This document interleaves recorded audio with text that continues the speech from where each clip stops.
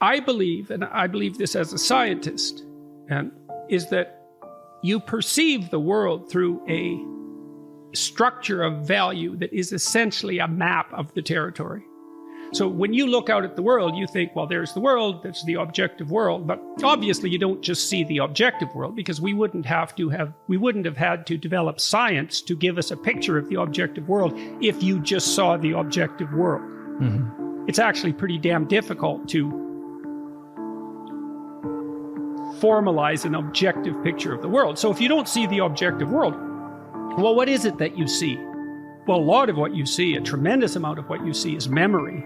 Like, you don't know that, but your brain uses memory to represent things whenever it can, because seeing the world is unbelievably challenging neurologically. And so we exercise the use of our central vision very selectively. We only look at what's important. Mm-hmm, mm-hmm. Well, what's important is what's valuable.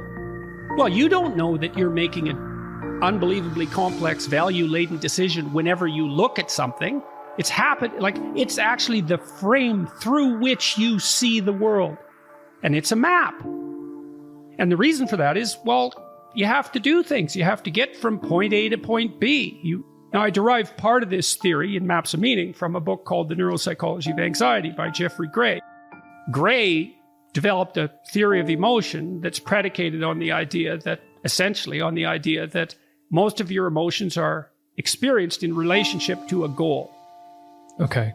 And so you establish a goal, then movement towards that goal, or evidence that you could move towards that goal, makes you happy, produces positive emotion, whereas evidence that the goal is invalid or that you're blocked in some way produces negative emotion. Mm-hmm. So you lay this map on the world. It always has a destination point in mind. There's always a destination point implicit in it or explicit in it. So it works as subtly as this, for example. So if you walk into your room and you want to walk towards something to pick it up, and your room is cluttered because you've been careless, all that clutter manifests itself as an obstacle to your goal and produces negative emotion. And you experience that instantaneously, essentially, and automatically.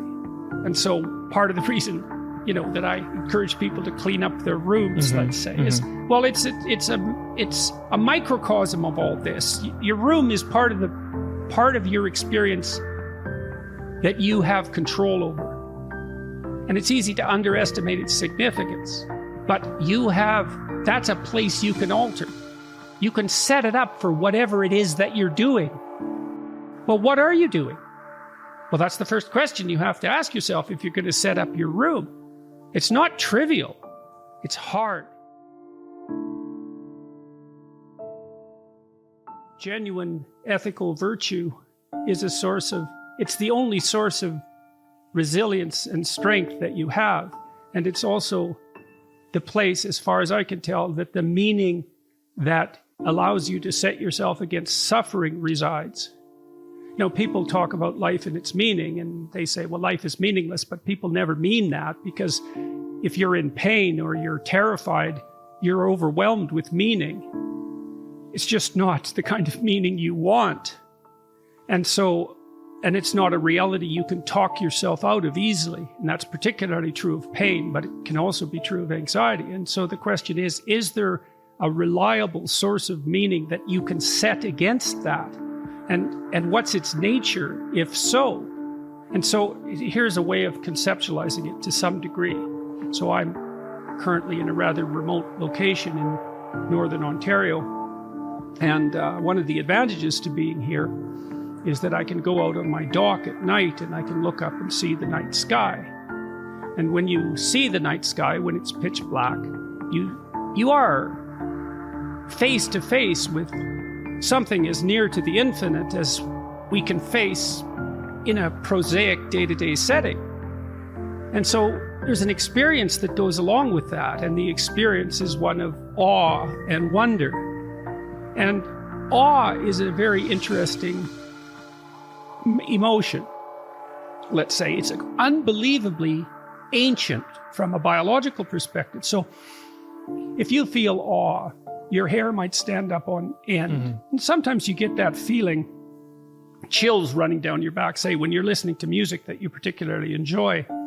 And that's a variant of the reflex that prey animals have when they see a predator. Their hair stands on end so that they look bigger. Now, of course, they don't know that. So part of that feeling of awe is tied to our ancient mammalian heritage. It's a variation of the response we had to a predator. We're in the face of we're facing something much greater than ourselves. And so, but there's more to it if you think it through, because when you face the night sky, for example, or you face something, you confront something that fills you with wonder and awe, there's also a call to action that's sort of implicit in it. And maybe you think, well, the wolf is calling to the rabbit to be better at defending itself in some sense, to be a better rabbit, because otherwise, man, you're going to be eaten by the wolf. And when you look up in the night sky, to the night sky, and you feel awe, there's a call there. It's part of that experience to imitate that great thing that you perceive. Now you might say, well, how can you imitate the infinite cosmos as well? Obviously, that's a very complicated question, but you know, you're a very complicated thing. And God only knows what it means for you to imitate the infinite when you apprehend it. I mean, that's, in some sense, that's the fundamental question of life, is how do we adapt ourselves to the infinite complexity that surrounds us? What must we become? Well, you don't merely think that through. And I mean, you don't, I don't, human beings in general don't. We puzzle it out, and we use all sorts of information to do that. And some of these more primordial experiences that are outside the domain of strict rationality nonetheless point us in an ethical direction. And the ethic would be, you should and could be more than you are. Well, then the question is, how do you bring that to earth? How does that look when you try to embody it day to day? Well, I would say these are obviously not my ideas. They're very old ideas. Well, maybe you ally yourself with truth to the degree that you can. Maybe you pursue beauty. Maybe you pursue the love that attaches you appropriately to other people, etc., etc. And so, and you do that because, well, I think you do it because life is very, very difficult. I was talking to my wife the other day, and she's become very interested in Christianity, and she was talking about a set of mysteries that are part of the Catholic ritual, and one of the mysteries is Christ's bearing of his cross, and someone helps him. And this isn't I'm not speaking about this religiously. I'm speaking about it practically and psychologically. It's a remarkable story because it implies that human existence, like our subjugation to vulnerability, which is exemplified in that story, to be rejected by the crowd, to be betrayed, to be killed, that subjugation is so difficult that even God himself needed help. And so the question is that, and like I said, I'm not speaking religiously. I'm looking at the story in some sense as a psychologist. It's like, well, what does that imply? Well, it implies you have to call on you have to note when you're being called to be more than you are, and you have to attend to that very carefully, because life is extraordinarily difficult, and to manage it in a manner that makes it acceptable, or perhaps more than acceptable, you have to be everything you could be. So that's not exactly strength, right? It's way more than that. Strength is a way into it. It's a specific virtue. It's a way into the discussion of what constitutes the ideal.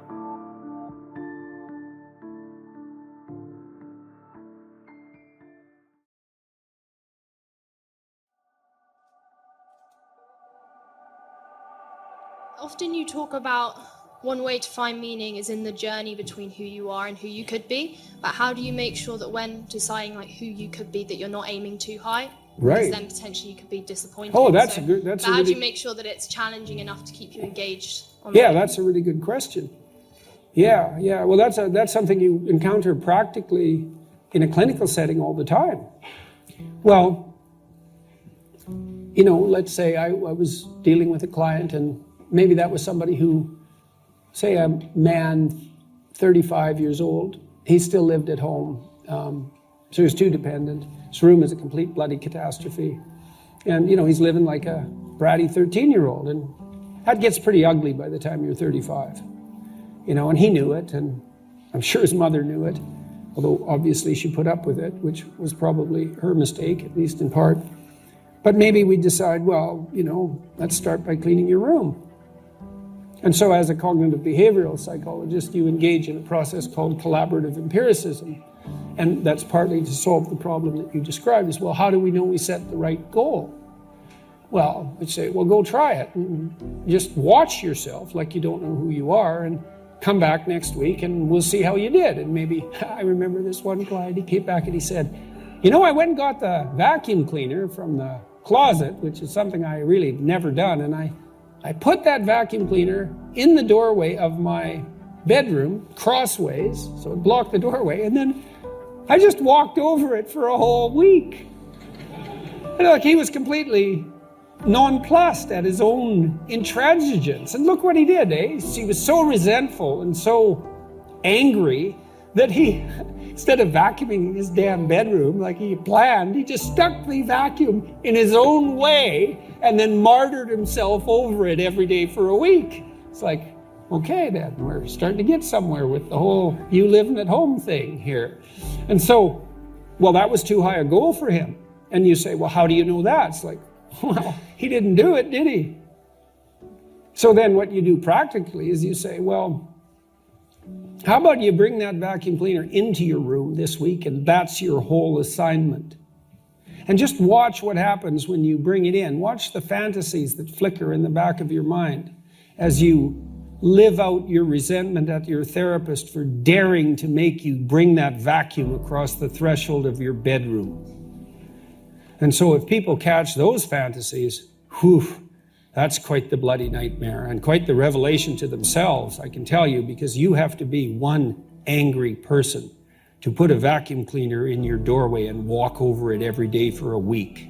And so then we'd get somewhere. It's like, okay, now we're getting to the bottom of things, but maybe the next week he'd come back, well, with the fantasies at hand and rather shocked as a consequence, but the vacuum cleaner was then in his room.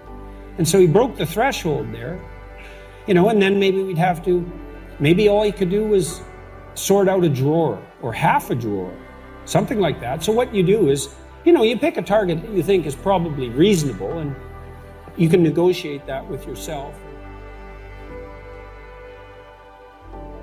What I would do often practically with my clients is I would say, well, your life is not going very well, and that's why you're here. I mean, that wasn't a pronouncement on my part. And I would ask them, what problems they were suffering from, what they were suffering from. But I would usually do a pragmatic analysis of the generic quality of their life. And it's not that hard to do. You can do this for yourself. It's part of this self-authoring program that I have online. Well, I'm miserable and I'm anxious and I'm bitter and I'm angry and I'm stuck in my career and I don't seem to be able to get anywhere, and God damn it, life isn't worth living anyways, and so half the time I'm suicidal. It's like, okay, right? Now we've established the problem domain, right? At least somewhat. And then I would say, well, hypothetically, you'd rather that some of that wasn't the case, right? So because we want to establish a goal, what is it you want? More misery or less misery? And usually by the time people had come to therapy, unless they were mandated to do so, which never works, by the way, they wanted things to be better. That's why they were there. Now and then you get someone who was there just to, maybe please someone else, but I could usually get beyond that, because if they were willing to come there was at least a part of them that was hoping that there was such a thing as up. And then we'd just walk through their life. It's like, okay, well, let's do an assessment. Do you have any friends? How often do you see them? Well, I have 6 friends, but I only see them once every 6 months, one of them every 6 months. Well, that's pretty low on the friendship hierarchy. So I just file that away as a piece of evidence. Do you have an intimate relationship? Are you as educated as your intelligence would indicate might be useful? Do you have a job? Do you have a career? Or failing that, a job? Right? Because generally people need at least a job and perhaps hopefully a career. How do you regulate your drug and alcohol use? Because that's a major pitfall for people. How do you use your leisure time? And how do you take care of yourself mentally and physically? Now, that's not everything about life, right? But if you don't have any of that, well, we have a place to start then, like maybe you should try to make one friend. And there are ways of doing that. So, for example, one of the things that my wife and I used to do when we moved to a new place, which we did fairly often, was we'd pick some local hangout place, restaurant, bar, something like that, and we just go there every week. And until we started to know at least the proprietors, we'd introduce ourselves and we'd make that a routine. And then, you can get to know people. And sometimes with my clients, I would have to, some of them were incredibly not socially skilled, like in ways you just have no idea. Well, maybe some of you do. How? Well, because I don't mean you specifically, although maybe I do, but you certainly may know people like this. I had one client who was literally so socially anxious he could not use a telephone. And so he was he was absolutely terrified of people. He'd been horribly bullied. He was 3/4 deaf. He had obsessive compulsive disorder. He had an intellectual impairment. I mean, this guy had a rough time, man. And he was so terrified he could hardly talk to men and women, man. They were so terrifying to him. He just didn't even know literally where to start. Well, sometimes when people are extremely impaired, they don't know anything basic. They have no friends. That's why. Well, they introduce themselves like this. What's your name? And then maybe you say it, but they're so preoccupied that they don't hear it, and then they shake hands. So let's shake hands. That's not good. That's not good. You don't remember the name.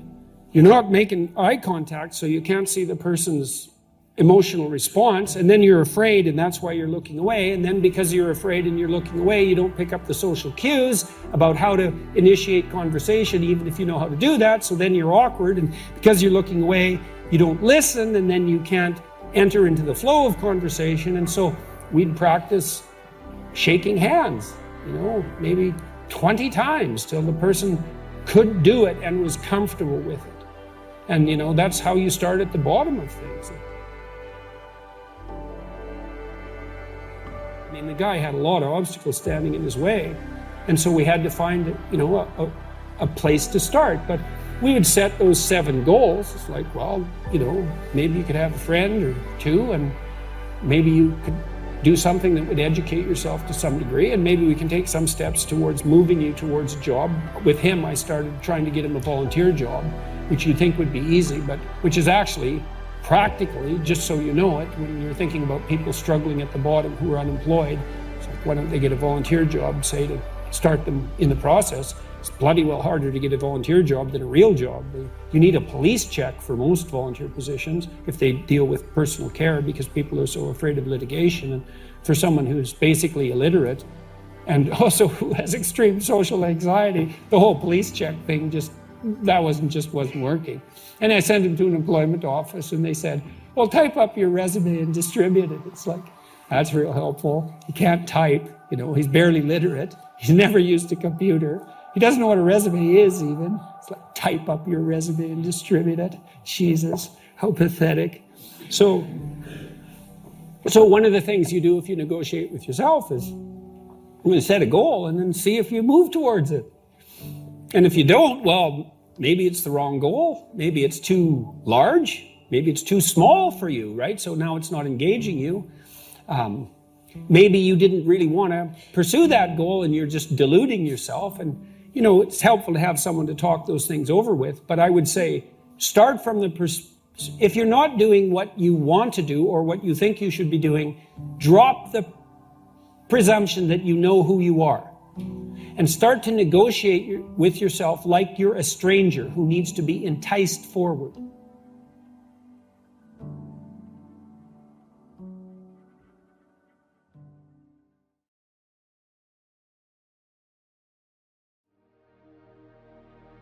People need the opportunity to be good at something. So then you might ask yourself, well, what's the best antidote to the discomfort of life? And you might say, well, it's comfort. And I suppose that's what you act out when you swaddle a baby. But a better antidote is something like adventure to excellence. And that's far better antidote to suffering than the mere absence of suffering. So, not to say that the mere absence of suffering, that's not nothing, you know. Stepping out of that sedation from comfort's difficult, especially if you've become routinized to it. Yeah, well, that's the difficulty of maturity. You know, the Freudians said very wisely that the good mother necessarily fails. What's that mean? It means she stops providing the comfort that insulates people against the need for adventure. I heard you say recently that a mother's ability to let her child go out into the world, knowing that they're still vulnerable and that it's now down to them and the world to look after them, that's one of the bravest things that they can do. It's the female crucifixion. So, and that's exemplified best in, well, the best portrayal of that I've seen is Michelangelo's Pieta. You know, it's a statue of Mary, and she has Christ's body on her, as an adult, on her lap, and he's broken and destroyed, and, you know, she's displaying that. And that's the bravery of a mother, to allow that to happen. But not only that, to facilitate it. Facilitate it. So what about... Where you go, kid. Where you go. Where you go. Well, why? It's dangerous out there. It's like, yeah, no kidding. It's more dangerous here if you stay with me. By a lot. So you might lose your body out there in the world, but if you stay here, you lose your soul.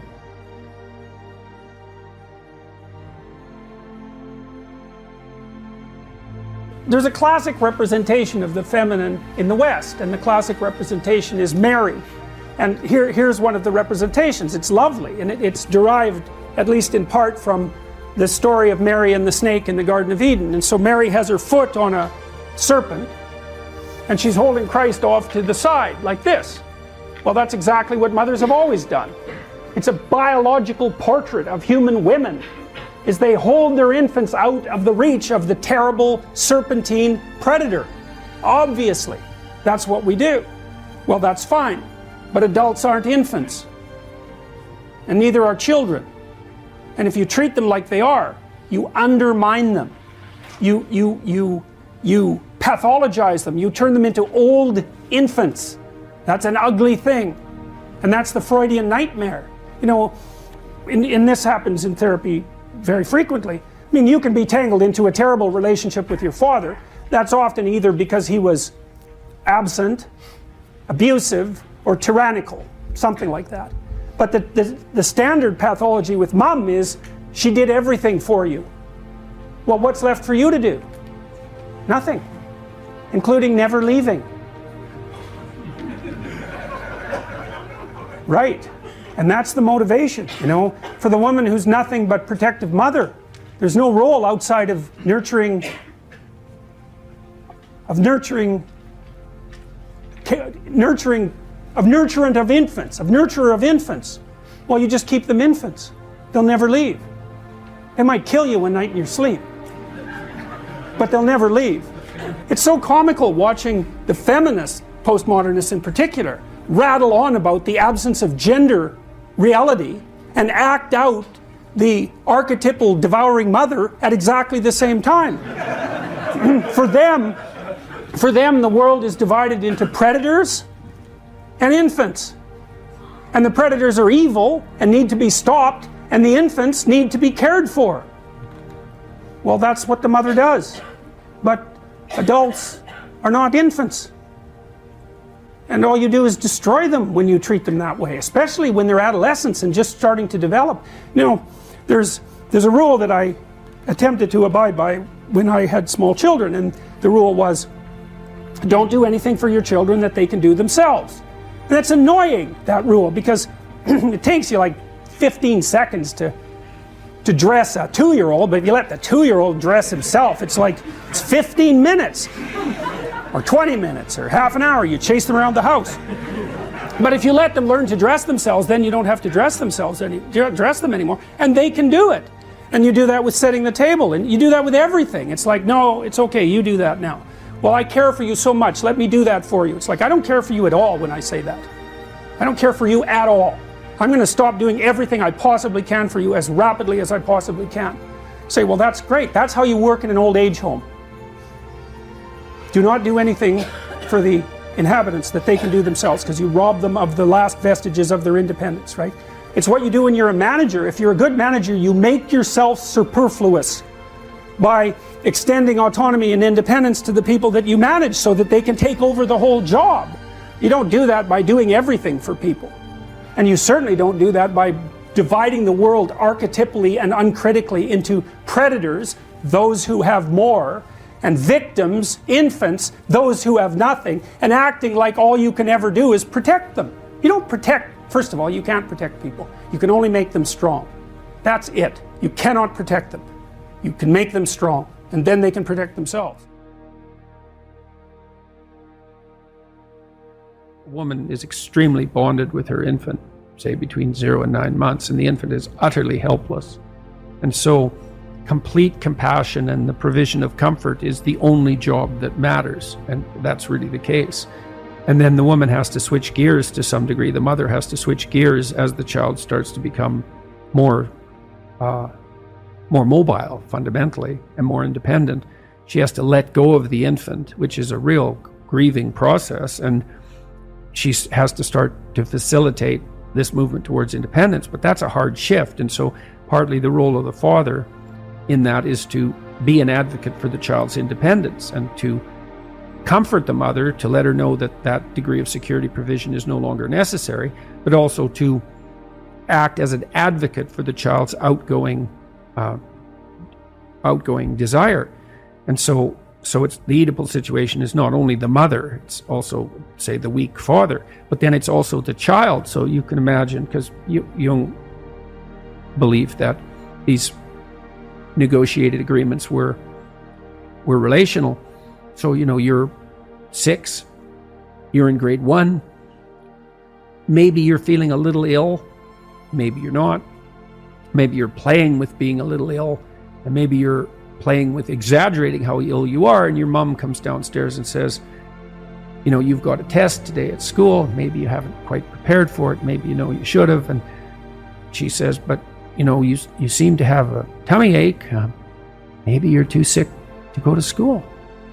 And the kid thinks, well, maybe I could just stay home and, mom could tuck me in and I wouldn't have to take that test and I wouldn't have to confront the world. And he says, yeah, mom, my stomach really hurts. And away we go. And the child has made a choice. And you think, well, that's a catastrophic choice. And you think, well, children shouldn't be held accountable for choices they make at that age. It's like, that child's soon going to be an adult that's going to make very similar decisions. The choice has consequences, and to be held accountable for that is to recognize purely that the choice has consequences and that it is a choice. Now, you could say, well, 95% of the blame is to be put on the mother, and maybe that's an overestimate. I think it probably is. But the child could say, Mom, you don't have to worry about me. I'm going to get up and go do this. And that's choice. And that's the right choice. So these are always chicken and egg problems, obviously, but that fleshes out the complexity of the situation. If you're being enticed down a pathological road, you can accept or reject the invitation. Now, some people are better at enticing and some people enforce it more harshly. And, there's all sorts of individual variability in situations like this, but just because you're offered the bait doesn't necessarily mean that you have to take it. So, and I'm not a determinist. I do believe that people have free will, whatever that means. That's a murky subject and it gets complicated the more you look at it, but whatever. It's still a good shorthand way of describing the fact that we seem to be cursed with responsibility for our own destiny, at least to some degree.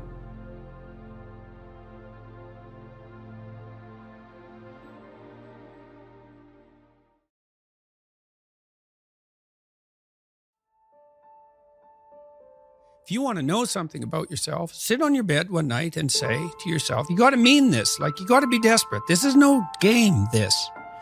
It's like, my life is not everything I want it to be, and perhaps it's not everything that I need it to be. And by need, I mean my life is so unbearable that the suffering that's attendant upon that is make me nihilistic, cynical, bitter, resentful, homicidal, genocidal, unable to have a good relationship, prone to punish people for their virtues because of my jealousy, driving the proclivity to see evil everywhere except within my own heart. Like, these are problems, man. And you ask yourself, you sit on the bed and say, okay, man, I'm ready to learn something. Like, what's one thing I'm doing wrong that I know I'm doing wrong that I could fix, that I would fix? It's like, you meditate on that, you'll get an answer. And it won't be one you want, but it'll be the necessary one. You know, and it's often something that will point you to small things. So Carl Jung said, people in the modern world don't see God because they don't look low enough. And so imagine you're in your messy bedroom, you know, and you're sitting on the edge of the bed trying to have an honest dialogue with yourself. And the little voice says, you know, it's pretty disgusting in here. And you think, well, I'm way above such trivial niceties as organizing my room. It's like, well, that's pride. That's arrogance. If you're above organizing what's actually yours, how in the world are you ever going to organize anything else? And so you get on your knees and you think, well, it's time to, you know, take a brush to the toilet. And maybe that's where you start. And that works. Like, that works. You start making those micro improvements, like real micro improvements, real on the ground, actual micro improvements to things you know that are wrong, you'll improve unbelievably rapidly.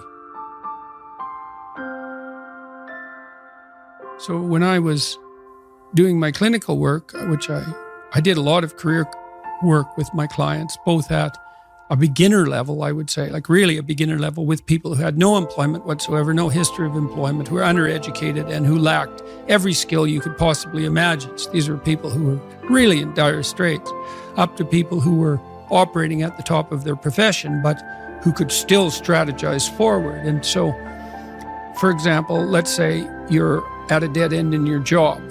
Okay, so I don't find my work meaningful. All right, so that's a problem statement. It's like, well, why not? I find the work I do repetitive and boring and without spirit. I have a bad relationship or a neutral relationship with my boss who doesn't know who I am. I have problems with coworkers. All of that needs to be differentiated, right, and analyzed in detail. So we might say, for example, let's say you believe that you're undervalued at work, and maybe you are. What you need to do is you have something to say, and we would have to figure out what it is that you have to say. But it would be some variant of, I'm bringing more value to the table than I'm being compensated for, and that's demoralizing me. And it's also not good for you being my boss, because if I'm actually more valuable than is being recognized, then the fact that you're not valuing me properly means that I will become demoralized. I won't work properly, and you won't get the best out of me. So it's bad for both of us. And if your boss is in principle not amenable to such a discussion, then what you should seriously consider doing is finding another job. Okay, so let's say we're going to set you up for this. Okay, this isn't like next week's enterprise, man. This is your life. So the first thing I would ask is, well, do you have your resume or CV in order? Well, I haven't typed it up for 3 years. Well, what do you think about bringing it up? Well, I'm pretty nervous about that because there's some holes in it, and, you know, I didn't do so well in college, and I'm kind of embarrassed about my resume. It's like, okay, bring it in. Let's go through it. Let's Let's at least update it. Let's look where the holes are. Let's look at where the inadequacies are as far as you're concerned, right? This isn't my judgment, it's your judgment. Let's walk through those judgments and see if they're warranted, because maybe you're just too guilty and ashamed and self-conscious and anxious, and you're looking at your resume more critically than someone else would. And maybe there's some holes that you need to rectify. You know, you were 2 courses away from your BA and you dropped out or something like that. Well, maybe we need 6 months to address that. And at least, even if you can't be fully educated, you could be taking some courses online. And so when you went to a new job interview and they said, what about this hole? You'd say, well, I came to terms with that 6 months ago, and in an effort to rectify it, I'm taking the following courses, and here's my plan for completion. That's a really good answer. And anyone with any sense who's interviewing will accept that as an indication that although you're not perfect, and who is, that you have a good plan and that you've thought it through. Like, that's the kind of answer that in all likelihood will cement your candidacy for the position. Okay, so now you're going to go to your boss. Well, you have to have your CV and your resume in order, and you have to be able to stand on it solidly, and which at least means that you're prepared to address the inadequacies in a credible, realistic, believable, and truthful manner. All right, now what you do is apply for like 10 jobs. You don't have to take them, but maybe you have to go to an interview or 2 or 3 or 4, and maybe there's a bunch of opportunities out there for you that you didn't even know about. And maybe someone offers you a job. And so now you can go to your boss and say, here's the situation I'm in here at work. Here's my evaluation of the problems in relationship to me. Here's what I could do for you if you gave me a 40% raise and the opportunity to progress, but I'd like to see a plan for that. And I've been looking for other opportunities before conducting this discussion, and I have some. Well, then, if your boss treats you with contempt at that point and doesn't listen, then perhaps he or she is a little more narcissistic than might be optimal, and it's time to find a new job. But this isn't something you do trivially. And so when you're doubtful, say you're trapped, you ask yourself, well, why am I trapped? And that's a hard question, right? Because some of it's your own inadequacy, a lot of it. And all of the part of it that you can deal with is your own inadequacy. So even if it's unfair, even if you're hemmed in for any number of reasons, inappropriate, like ethnically predicated oppression, let's say, or maybe you're in a workplace that really is sexist in some fundamental sense. Well, that's not good. It's not just. It's not fair. It's not meritorious. All of those things. And maybe you shouldn't be there. But what you can do to begin with is every bloody thing you possibly can do to put yourself in the most virtuous and powerful negotiating position possible. And you have to think like a snake in some sense to do that. You got to get the details right. You have to be prepared to bite, and you have to have your eyes on the prize, so to speak. I'm trying to get a hold of the Disney people at the moment because I want to do a lecture series on Pinocchio, because I think Pinocchio is a brilliant work of art. And if you're a puppet and an actor, and Pinocchio is both at times in that movie, both a puppet and an actor. So why an actor? Like, why is there something wrong with being an actor? Well, the first question is, well, who sets your role? And then the second question is, who's pulling your strings? So you've put on this front that is there to make you popular and sexy and desirable and to mask from yourself your own inadequacies. But that's a role. Well, who wrote it? And for what purpose? And so Jung said, for example, that we all acted out a myth, and whether we knew it or not. And, maybe you're acting out a tragedy. Maybe you're acting out Narcissus. You don't know, because you've put that on yourself in an attempt in some ways to deliver to people what they want, or more accurately, to look as though you're delivering to people what they want. And it's not nothing to do that, right? Because at least you're attempting in some sense to adapt to the social world. Someone who's really infantile and dependent, someone who's never left home, part of their problem is that they haven't crafted a persona. So, you don't want to denigrate it entirely, but it's no substitute for the real thing. And it turns out that not only is what we want from each other the real thing, but that's also the adventure of your life. And so if you aren't truthful, and that means, unfortunately, especially at the beginning, when you start to be truthful, it means deeply coming to terms with your inadequacies in humility. So it's very painful. Without that, you don't have the adventure of your life. You have the role that you've acquiesced to. And that'll take all the meaning out of your life.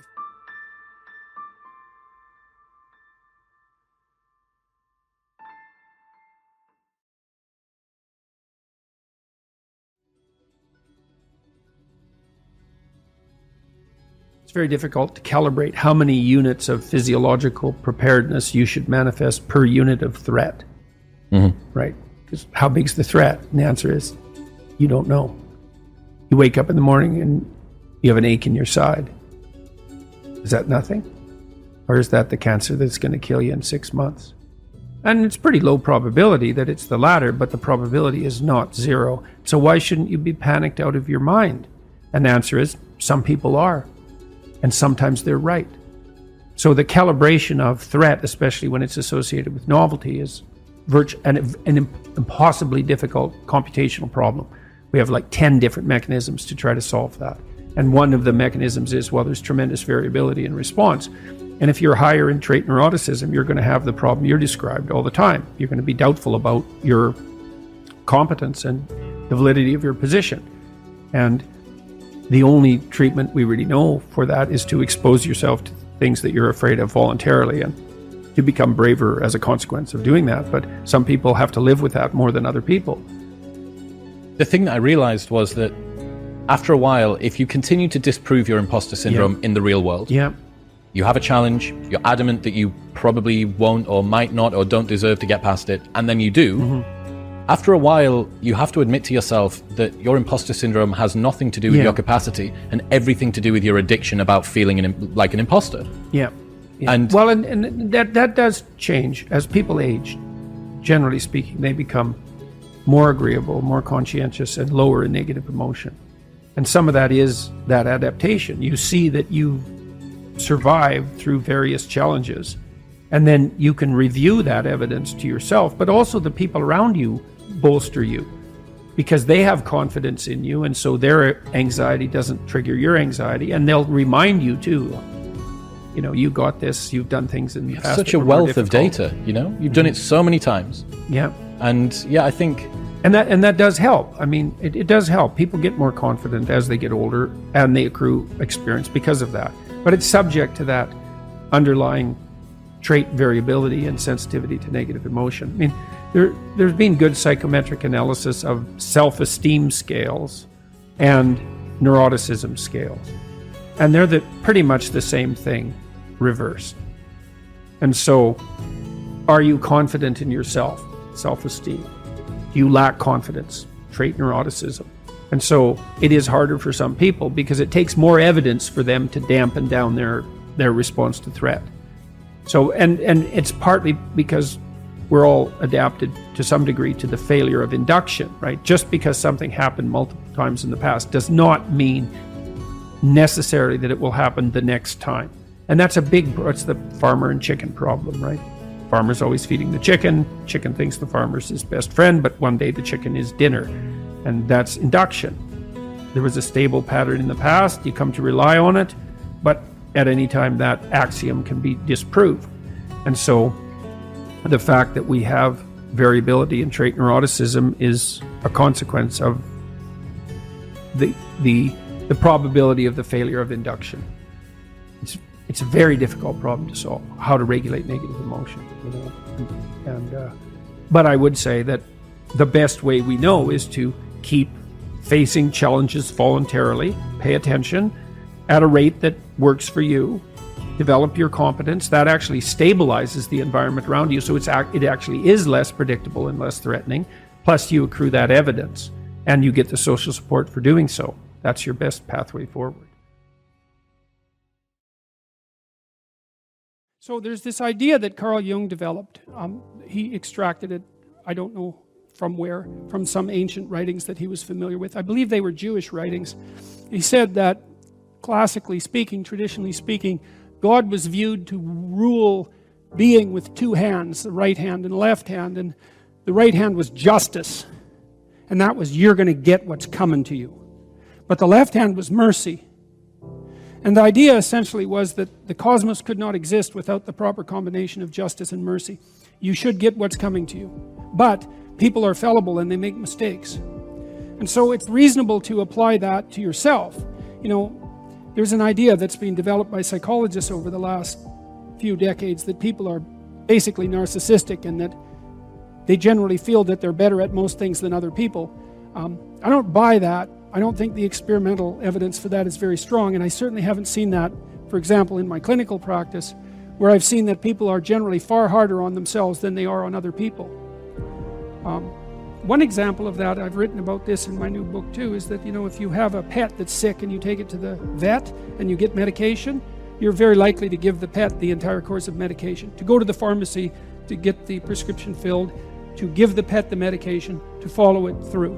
But if you are the person who has the problem, yeah, you all laugh because you know the story. It's like a third of you won't even go fill the prescription, and of the remaining 2/3 of you, half won't take it to completion. And you think, well, why are people like that? And I think it's because they know themselves, they have contempt for themselves because of their flaws, and then they come to despise themselves. And I think that's a big mistake. That's too much justice and not enough mercy. And you know, Jung wrote about the biblical injunction that you should treat your neighbor as if he were yourself, essentially. But he talked about that as an equation, which was quite interesting. So, because it's often read as something like you should be nice to people, which is not what it means at all. Because first, nice is a very low-end virtue, but it isn't what it means. What it means is that you should treat your neighbor as if he or she is someone that you wish to encourage and develop, but that you should also have exactly the same attitude towards yourself, which is sort of in some sense regardless of what your opinion is of yourself. Critical, let's say, hypercritical even, which is often the case with people who are anxious or perhaps who are hyperconscientious. You have to put forward to yourself the same sympathy, we could say, that you would extend to someone else that you cared for. That's the thing, is that you have to come to treat yourself as if you're someone that you care for. And I mean that technically. You know, you detach yourself from yourself and you think, okay, well, if I was going to construct a mode of being that was optimal for this person that I happen to be, what would that look like? And that's sort of independent of whether or not you think you deserve it. It's like, maybe you deserve it and maybe you don't. Innocent until proven guilty, that's a pretty good policy. But you should come to lay out a mode of being for yourself that gives you some credit, you know, and that will also help you in your dealings with other people. But it's often very difficult for people to do that to themselves.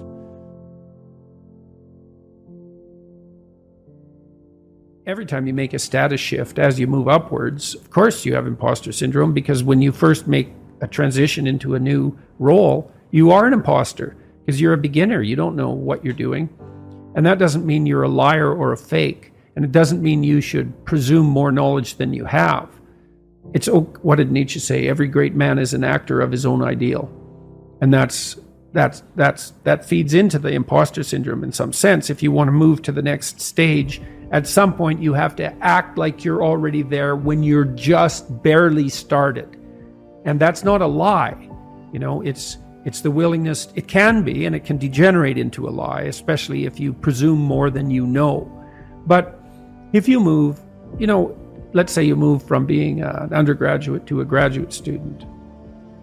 Well, all the other graduate students and the professors know that you're just a beginning graduate student. They're not going to expect as much from you as they would from a more seasoned graduate student. So you have some leeway that's genuine, but you are, you know, the low-rung occupier of that role. And of course you're going to feel like you're an imposter if you have any sense, because you're just barely there. You just made the transition. That's okay. You know, that's not a problem. First of all, you have to understand that everyone with any sense who isn't narcissistic feels that. And it's actually an indication of your mental health and your competence, as long as that doesn't become crippling. It shouldn't knock you out. I'm such a phony. Well, don't be a phony. That's the first thing. If you're dealing with competent people and you admit your ignorance, the competent people never judge you harshly for that, as long as you've been paying attention. So in my classes, for example, people were often afraid to ask questions. And so sometimes I would point to people and ask them if they had a question, especially the quieter types. And they'd be afraid to ask the question because, well, they're revealing their ignorance, and they would assume they're the only person in the room that's that ignorant, but they're not, because if they were paying attention and they had a question, the probability that half the class had that question was really high. That's different if you're not paying attention.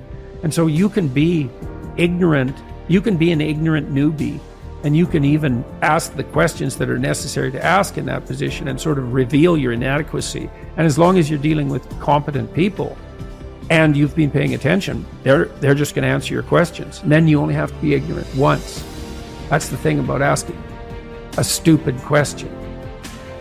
You only have to ask it once, then you're no longer stupid.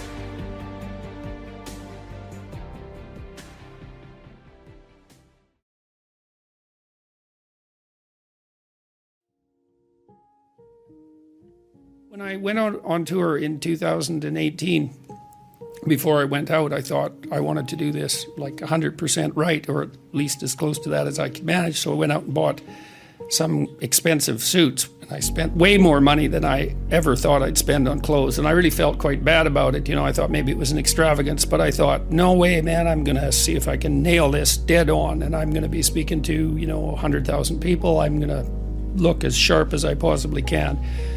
And one of the consequences of that has been that young men in particular come to the lecture tour dressed up in suits, three-piece suits. Or the couples come and they're dressed up like they're coming to a wedding. So that's really something. And why do you think that is? Is it because you set that they're standard? Sick acting like kids. Okay. Our whole culture pushes the idea that teenage life, or even childhood for that matter, but teenage life is some sort of pinnacle, and then everybody dresses down so they look, especially men, they look like overgrown 10-year-olds, and there's something extremely demeaning about that. And so to provide people with the opportunity to dress up in a classic manner and to look like adults, to present themselves in that manner, there's something very attractive about that, because we haven't done that in our culture. That's been, I would say, downplayed in importance or for certainly since the 1960s. Who's to blame for that? Because you recall, anytime you would fly in an airplane, if you see old school pictures, people were dressed in three-piece suits to go on an airplane. This is in the 60s, I assume. And then now you see someone like Mark Zuckerberg wear a t-shirt to give a speech in front of a TED Talk or something like that. So well, who's some to blame for this dress some down? of it's just fashion. Fashion moves around, and it usually drifts from the top down. And so when formality becomes the norm, but that drifts down to, say, to the working class, then the upper class thinks, well, we can't do that because that would, associate us with the unfashionable people, and then they dress down. And so then that drifts down the hierarchy. And so there's some of it's just fashion, but a lot of it too is this idea that this sort of reflexive, rebellious attitude that anything that violates traditional norms, or even anything that's associated with patriarchal oppression and adulthood, is to be eliminated in favor of what's hypothetically a more free individuality. But it's not, because everybody looks the same. I was in Washington 4 or 5 years ago, maybe longer than that. It's probably longer than that, when I first went in the summer.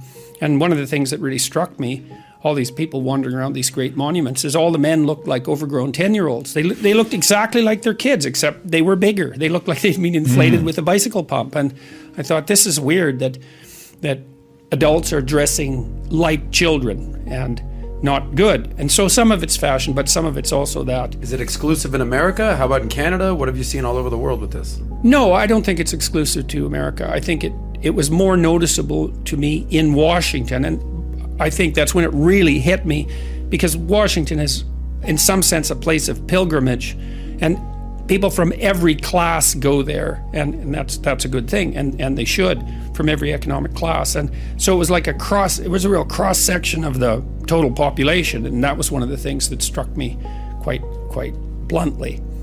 I talked to my father about this years ago, because he always wore a suit when he was a teacher. He's still alive. He's a teacher, and he always wore a suit. And I asked him why one day, and he said because it was his way of showing respect for the students. And I mean, I'm not saying that everyone who doesn't dress in the suit is being disrespectful, but there's something about outfitting yourself for the task at hand. And there's also something about attempting to put some effort into putting your best foot forward. And I don't really buy the it takes more time in the morning argument. It takes a bit more time, but once you, before I went on this tour, I went through all my clothing and I tossed out everything that didn't fit, and which included a number of suits that were old, and I had to organize them, and that took about a day to get my closet in order.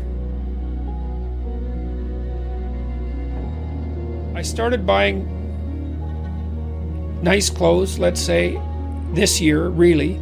I had some decent suits before that. I did some research online to find out who good suit manufacturers were. You can look that up. But before this tour, I went and talked to a good tailor, expensive place. I felt terrible spending so much money on clothing. But I felt that if I was going to go talk to, it's been 200,000 people, that I was going to do it right, and I was going to invest in some decent clothes. And even though it hurt my cheap Northern Alberta soul to do it, it was definitely worth it. So you go talk to someone who knows what they're doing. Go talk to an actual tailor, and you can do some research online. There's lots of resources online that are devoted to helping men figure out how to dress. 3-piece suits look really good. I've got them tailored and fitted, so they're not bespoke suits. They're off the rack, but they've been tailored, and that makes a big difference. All the subtle things that tailors do, they tuck it in around the waist, they cut it to your body, all of those things help. It's really good to have a good pair of shoes, a couple of nice ties. I learned how to tie a full Windsor knot recently, and that actually helps. You don't want your tie to look too skinny. Lots of people have been dressing up to come to my talk, so it's nice to see a lot of young men come well dressed, often in 3-piece suits, but not always, and it's really good to see them dressed like grown-ups. I think that's a real plus. I had a rule that I didn't write in 12 Rules, which was dress like the person you want to be. I kind of took that from Nietzsche, because Nietzsche said every great man is an actor of his own ideal. It's a very nice aphorism, and basically what it meant was that sometimes you have to act out what you want to be before you become it. You have to pretend. It's not a lie. It's really a pretense, like children pretend to be a father before they grow up and become a father. It's a form of practice. And so tip 1 might be figure out who you want to be. Tip 2 might be, well, then dress like that person. That's a good start. And because I think if you want to become who you want to be, then no detail is too small to overlook. And certainly it isn't exactly that people judge you by your clothes, although they do to some degree. It's that if whatever you can have going for you, you might as well have going for you. That's how it looks to me. And certainly my experience has been that the response to my improved wardrobe has indicated that the investment was clearly worth it, indisputably and clearly worth it. And it's nice to be dressed sharply to go in front of an audience. It's a sign of respect to the audience. There's other ways of showing respect to an audience, but that's certainly one. And so it's been extraordinarily worthwhile. I would say if you're going for a job interview, if you're at any critical point in your life, then you should dress the part, because you want to do everything you can to tip the scales not in your favor exactly, but in favor of having the right thing happen.